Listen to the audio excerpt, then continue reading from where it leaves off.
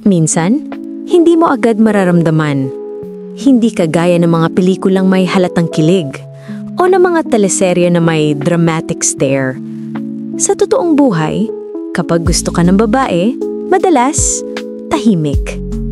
At sa katahimigan na yon, doon nagsisimula ang pinakamalalim na laro ng emosyon.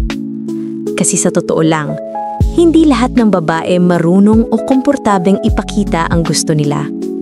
Lalo na yung mga sanay na pinoprotektahan ng sarili. Yung minsan nang nasaktan, o yung alam kung gaano kabilis mawala ang mga taong hindi naman talaga sigurado. Kaya kapag gusto ka ng isang babae, minsan, hindi siya lalapit. Lalayo siya, pero hindi tuluyan. Parang naglalakad lang sa gilid ng iyong mundo, sapat para mapansin mo siya, pero hindi para mahuli mo agad ang intensyon. May mga araw na bigla siyang magpaparamdam. Simple lang. Isang, kumain ka na ba? O yung mga message na parang walang laman. Pero sa ilalim nun, may ibig sabihin. Tatawa siya sa mga simpleng biro mo.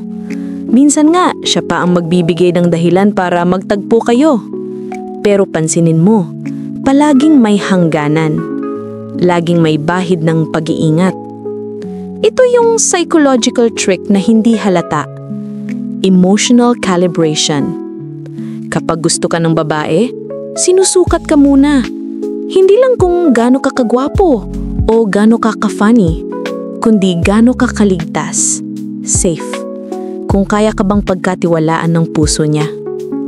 At habang iniisip mong friendly lang siguro siya, sa isip niya, nagaganap na ang mga tanong na hindi niya masabi. Mapapansin kaya niya ako? O baka ako lang to?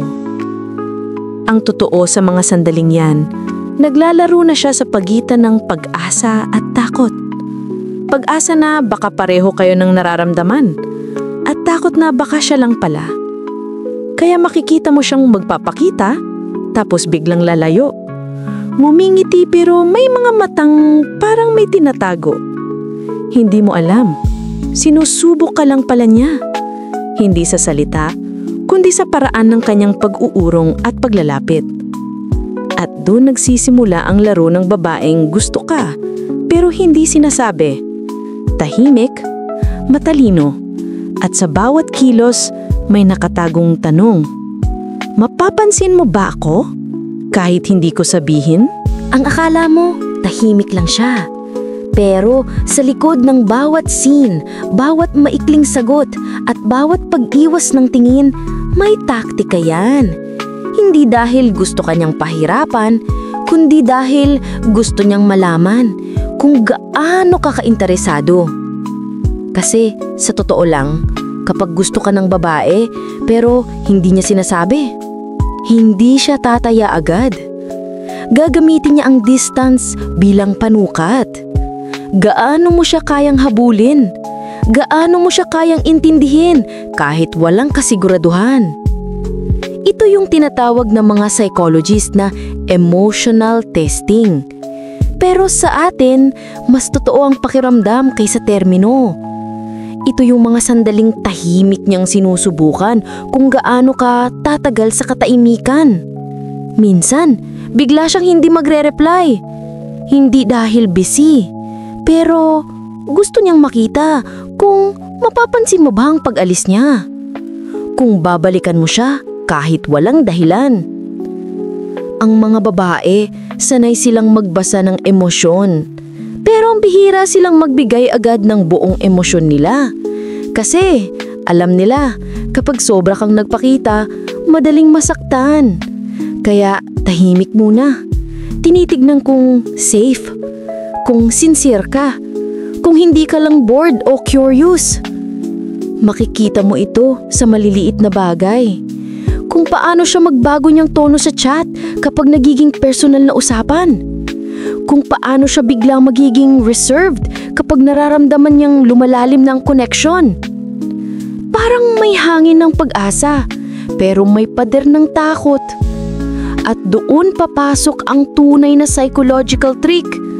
Habang iniisip mong wala siyang pakialam, sa totoo lang, Inaantay lang niya kung tutugma ka sa energy niya. Kung ipaglalaban mo siya kahit walang kasiguraduhan. Maraming lalaki ang nagkakamali dito. Kapag lumayo ang babae, iniiwan na nila. Ang hindi nila alam, minsan pa, yung paglayo na yun ang paraan ng babae para sabihing, gusto kita, pero gusto kong makita kung gusto mo rin ako. Tahimik, pero puno ng tanong.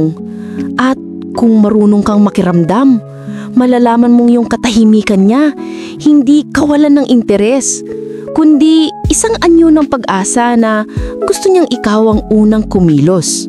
Hindi mo kailangang maging psychologist para mapansin. Pero kailangan mong marunong makinig, hindi sa salita, kundi sa pakiramdam. Kasi kapag gusto ka ng babae, pero hindi niya sinasabi, ang mga senyales ay hindi malalakas. Minsan halos hindi mo nga maririnig. Parang bulong lang sa pagitan ng tawanan o sa tahimik na sandali habang magkasama kayo. Tulad ng paraan niya ng pagtitig, hindi diretsahan pero matagal. Yung tingin na parang binabasa ka, pero kapag nagtagpo ang mga mata ninyo, bigla siyang lalayo, kunyaring may ibang tinitingnan. Yung simpleng eye contact na nagtatago ng libong emosyon. O kaya yung mga simpleng tanong na paulit-ulit niyang binabalikan.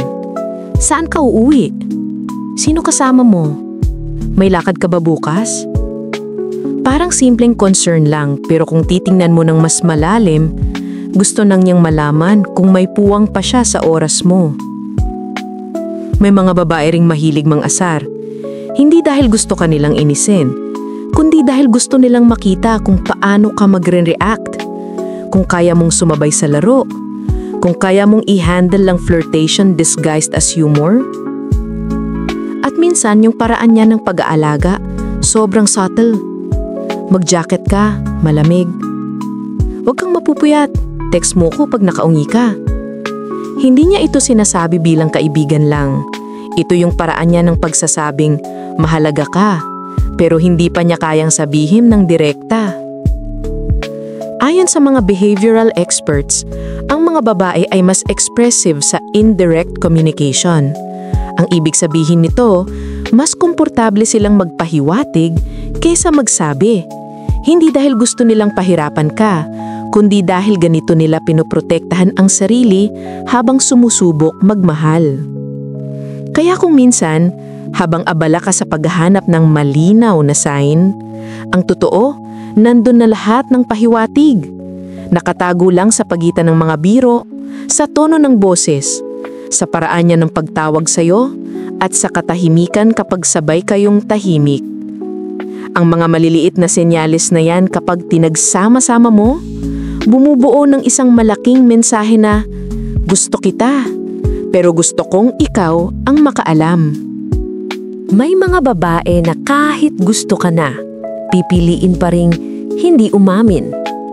Hindi dahil ayaw nila, kundi dahil natutunan na nilang ang pagmamadali ay minsan paraan para masaktan.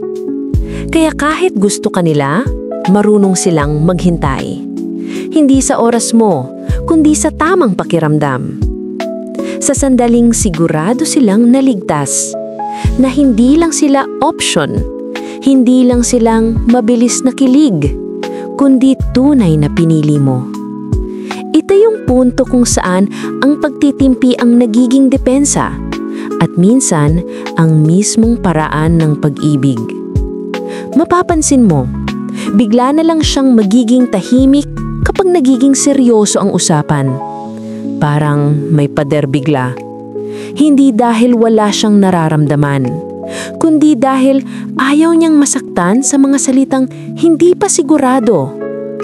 May mga babae rin na marunong magpigil ng sarili kahit gusto na nilang sabihin ang totoo. Yung gusto kanyang yakapin, pero pipiliin niyang ngumiti lang.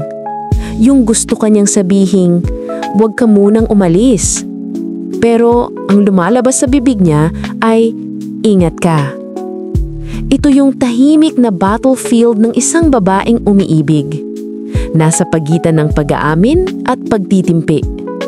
At sa gitna noon, nandyan ka. Hindi mo alam, ikaw na pala ang dahilan ng kanyang mga tulalang gabi, ng mga playlist na paulit-ulit, ng mga tula na hindi niya pinopost dahil masyadong totoo.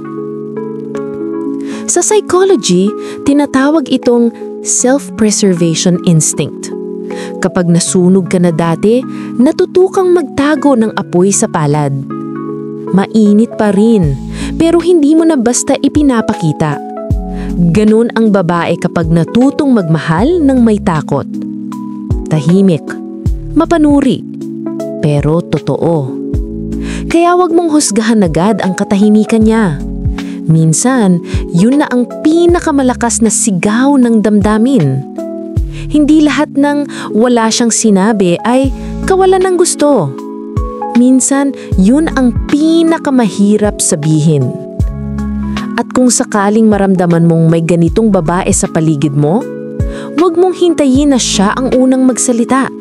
Kasi minsan, ang pinakamagandang kwento ng pag-ibig ay yung nagsimula sa dalawang taong marunong magbasa ng mga tahimik na damdamin. Darating yung araw na bigla mo na lang mapapansin.